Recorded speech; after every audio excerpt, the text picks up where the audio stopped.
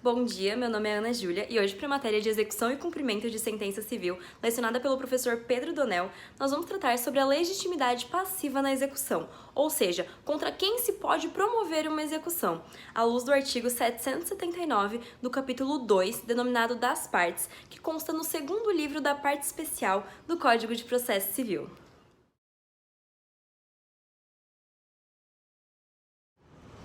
O inciso 1º trata da legitimidade passiva ordinária primária. Por que primária? Porque nesse caso a legitimidade foi criada junto com o título executivo. Então esse inciso, ele traz como legítimo para compor o polo passivo o devedor reconhecido como tal no título executivo.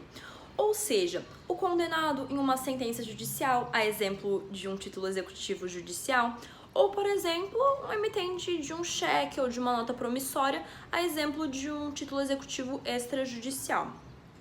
Mas a doutrina, inclusive, ela preceitua que é irrelevante para fins de fixação da legitimidade se o sujeito é realmente o devedor, basta que conste no título como tal.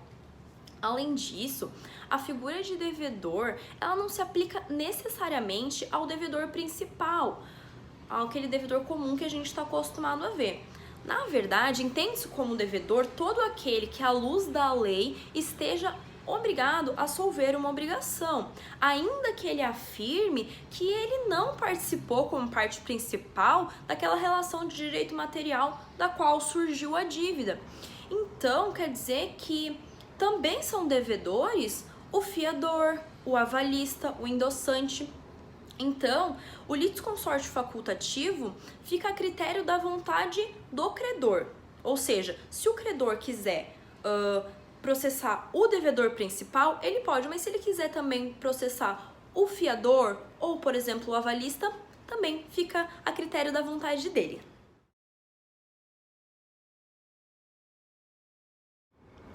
O inciso 2º, ele trata da legitimidade passiva ordinária superveniente. Superveniente por quê? Porque nesse caso é necessário que se prove que ocorreu um ato ou um fato superveniente que lhe trouxe essa legitimidade.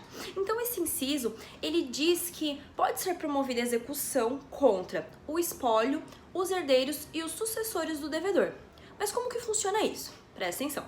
Se a morte do devedor principal ocorrer depois de constituído o título, mas antes de requerida a execução e ainda não houve a partilha, então vai configurar no polo passivo o espólio, que vai ser representado pelo inventariante, salvo a hipótese do inventariante ser dativo. Aí, nesse caso, os herdeiros figurarão no polo passivo. Agora, se já houver partilha, os herdeiros e os sucessores serão demandados executivamente. Claro que no artigo 796 traz que cada herdeiro vai pagar a dívida na proporção da parte que lhe coube na herança. Agora, se a morte do devedor ocorrer durante a execução, então terão de ser promovido uma habilitação dos sucessores.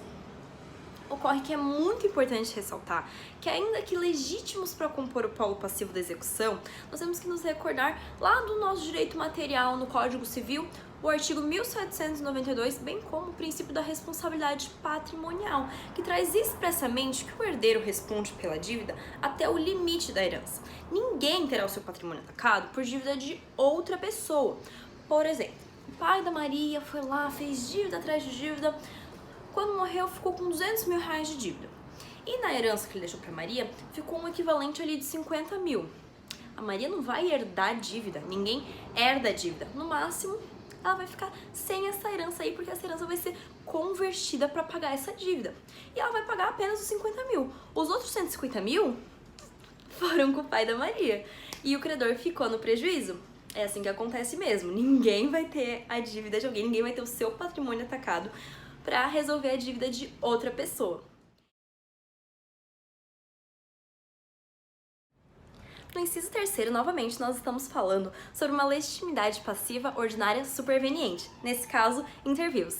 E esse inciso, ele traz o fenômeno da assunção de dívida ou cessão de débito, porque ele traz como legítimo para compor o polo passivo o novo devedor que assumiu, com o consentimento do credor, obrigação resultante do título executivo. E essa exigência da necessidade de anuência do credor para a mudança do devedor está em consonância com o artigo 299 do Código Civil. E além de ter extrema importância, ele tem motivação óbvia.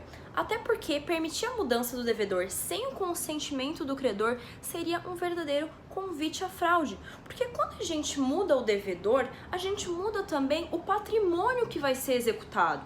Então, eu como credora, obviamente, não vou querer, que o devedor principal, que eu sei que tem um patrimônio, que sei que tem ali um dinheirinho, que eu vou conseguir executar, troque essa dívida com alguém que não tenha patrimônio algum, que eu não vou conseguir executar nada dela, eu vou me frustrar, não vou conseguir resolver essa dívida e o devedor também não vai mais ter essa dívida. Então essa exigência é tão importante que o exequente, na sua petição inicial, precisa demonstrar que houve um negócio jurídico com o expresso consentimento dele. Por fim, o artigo 779 ainda prevê outros sujeitos que são legítimos para compor o polo passivo, mas esses ficarão para a próxima apresentação. Muito obrigada, professor, e a todos os colegas que assistiram.